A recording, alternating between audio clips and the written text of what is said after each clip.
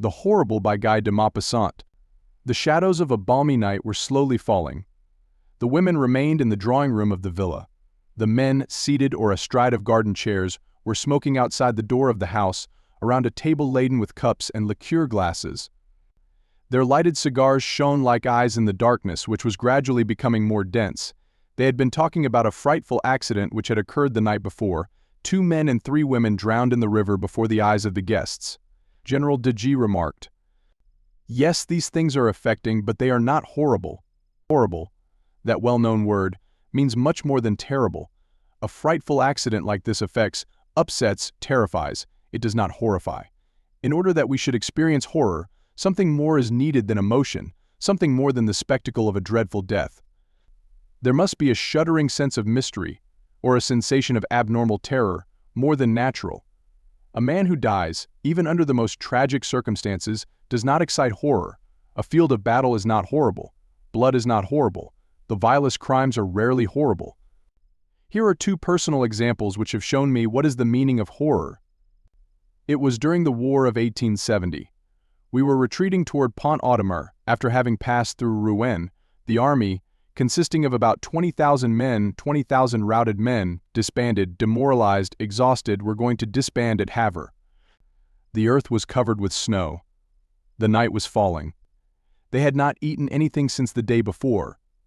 They were fleeing rapidly, the Prussians not being far off. All the Norman country, sombre, dotted with the shadows of the trees surrounding the farms, stretched out beneath a black, heavy, threatening sky. Nothing else could be heard in the wan twilight but the confused sound, undefined though rapid, of a marching throng, an endless tramping, mingled with the vague clink of tin bowls or swords.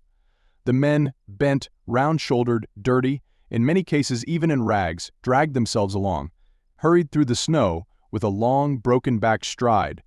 The skin of their hands froze to the butt ends of their muskets, for it was freezing hard that night. I frequently saw a little soldier take off his shoes in order to walk barefoot, as his shoes hurt his weary feet, and at every step he left a track of blood. Then, after some time, he would sit down in a field for a few minutes' rest, and he never got up again. Every man who sat down was a dead man. Should we have left behind us those poor, exhausted soldiers, who fondly counted on being able to start afresh as soon as they had somewhat refreshed their stiffened legs, but scarcely had they ceased to move, and to make their almost frozen blood circulate in their veins. Then an unconquerable torpor congealed them, nailed them to the ground, closed their eyes, and paralyzed in 1 second this overworked human mechanism. And they gradually sank down, their foreheads on their knees without, however, falling over, for their loins and their limbs became as hard and immovable as wood, impossible to bend or to stand upright. And the rest of us, more robust, kept straggling on, chilled to the marrow, advancing by a kind of inertia through the night, through the snow, through that cold and deadly country, crushed by pain, by defeat, by despair, above all overcome by the abominable sensation of abandonment, of the end, of death, of nothingness. I saw 2 gendarmes holding by the arm a curious-looking little man, old, beardless, of truly surprising aspect. They were looking for an officer, believing that they had caught a spy. The word spy at once spread through the midst of the stragglers, and they gathered in a group round the prisoner. A voice exclaimed, "He must be shot," and all these soldiers who were falling from utter prostration, only holding themselves on their feet by leaning on their guns, felt all of a sudden that thrill of furious and bestial anger which urges on a mob to massacre. I wanted to speak. I was at that time in command of a battalion, but they no longer recognized the authority of their commanding officers. They would even have shot me. One of the gendarmes said, "He has been following us for the 3 last days. He has been asking information from every one about the artillery." I took it on myself to question this person. "What are you doing? What do you want? Why are you accompanying the army?" He stammered out some words in some unintelligible dialect. He was, indeed, a strange being with narrow shoulders, a sly look, and such an agitated air in my presence that I really no longer doubted that he was a spy. He seemed very aged and feeble. He kept looking at me from under his eyes with a humble, stupid, crafty air. The men all round us exclaimed, "To the wall! To the wall!" I said to the gendarmes, "Will you be responsible for the prisoner?" I had not ceased speaking when a terrible shove threw me on my back, and in a second I saw the man seized by the furious soldiers, thrown down, struck, dragged along the side of the road, and flung against a tree. He fell in the snow, nearly dead already. And immediately they shot him. The soldiers fired at him, reloaded their guns, fired again with the desperate energy of brutes. They fought with each other to have a shot at him, filed off in front of the corpse and kept on firing at him, as people at a funeral keep sprinkling holy water in front of a coffin. But suddenly a cry arose of the Prussians. The Prussians! And all along the horizon I heard the great noise of this panic-stricken army in full flight. A panic, the result of these shots fired at this vagabond, had filled his very executioners with terror, and without realizing that they were themselves the originators of the scare, they fled and disappeared in the darkness. I remained alone with the corpse, except for the two gendarmes whose duty compelled them to stay with me. They lifted up the riddled mass of bruised and bleeding flesh. "He must be searched," I said, and I handed them a box of taper matches which I had in my pocket. One of the soldiers had another box. I was standing between the two. The gendarme who was examining the body announced, clothed in a blue blouse, a white shirt, trousers, and a pair of shoes. The first match went out. We lighted a second. The man continued, as he turned out his pockets. A horn-handled pocket knife, check handkerchief, a snuff box, a bit of pack thread, a piece of bread. The second match went out. We lighted a third. The gendarme, after having felt the corpse for a long time, said, "That is all." I said, "Strip him. We shall perhaps find something next his skin." And in order that the two soldiers might help each other in this task, I stood between them to hold the lighted match. By the rapid and speedily extinguished flame of the match, I saw them take off the garments one by one and expose to view that bleeding bundle of flesh, still warm, though lifeless, and suddenly one of them exclaimed, "Good God, General, it is a woman."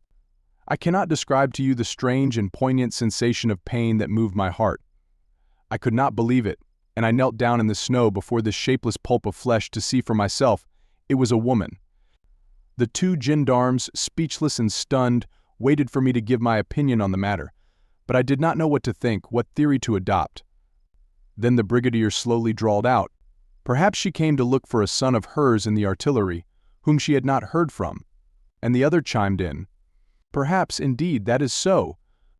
And I, who had seen some very terrible things in my time, began to cry, and I felt, in the presence of this corpse, on that icy cold night, in the midst of that gloomy plain, at the sight of this mystery, at the sight of this murdered stranger, the meaning of that word horror. I had the same sensation last year, while interrogating one of the survivors of the Flatters mission, an Algerian sharpshooter. You know the details of that atrocious drama. It is possible, however, that you are unacquainted with one of them. The colonel traveled through the desert into the Sudan and passed through the immense territory of the Tuaregs, who in that great ocean of sand which stretches from the Atlantic to Egypt and from the Sudan to Algeria are a kind of pirates, resembling those who ravaged the seas in former days. The guides who accompanied the column belonged to the tribe of the Chamba of Argla. Now, one day we encamped in the middle of the desert, and the Arabs declared that, as the spring was still some distance away, they would go with all their camels to look for water. One man alone warned the colonel that he had been betrayed. Flatters did not believe this, and accompanied the convoy with the engineers, the doctors, and nearly all his officers. They were massacred round the spring, and all the camels were captured. The captain of the Arab intelligence department at Ouargla, who had remained in the camp, took command of the survivors, Spahis and sharpshooters, and they began to retreat, leaving behind them the baggage and provisions, for want of camels to carry them. Then they started on their journey through this solitude without shade and boundless, beneath the devouring sun, which burned them from morning till night. One tribe came to tender its submission and brought dates as a tribute. The dates were poisoned. Nearly all the Frenchmen died, and, among them, the last officer. There now only remained a few Spahis with their quartermaster Pobeguen and some native sharpshooters of the Chamba tribe. They had still 2 camels left. They disappeared one night, along with 2 Arabs. Then the survivors understood that they would be obliged to eat each other, and as soon as they discovered the flight of the 2 men with the 2 camels, those who remained separated and proceeded to march, one by one, through the soft sand, under the glare of a scorching sun, at a distance of more than a gunshot from each other. So they went on all day, and when they reached a spring, each of them came to drink at it in turn, as soon as each solitary marcher had moved forward the number of yards arranged upon. And thus they continued marching the whole day, raising everywhere they passed, in that level, burnt-up expanse, those little columns of dust which, from a distance, indicate those who are trudging through the desert. But one morning one of the travelers suddenly turned round and approached the man behind him, and they all stopped to look. The man toward whom the famished soldier drew near did not flee, but lay flat on the ground and took aim at the one who was coming toward him. When he believed he was within gunshot, he fired. The other was not hit, and he continued then to advance, and leveling his gun in turn, he killed his comrade. Then from all directions the others rushed to seek their share, and he who had killed the fallen man, cutting the corpse into pieces, distributed it. And they once more placed themselves at fixed distances, these irreconcilable allies, preparing for the next murder which would bring them together. For 2 days they lived on this human flesh which they divided between them. Then, becoming famished again, he who had killed the first man began killing afresh. And again, like a butcher, he cut up the corpse and offered it to his comrades, keeping only his own portion of it. And so this retreat of cannibals continued. The last Frenchman, Maupassant, was massacred at the side of a well, the very night before the supplies arrived. Do you understand now what I mean by the horrible?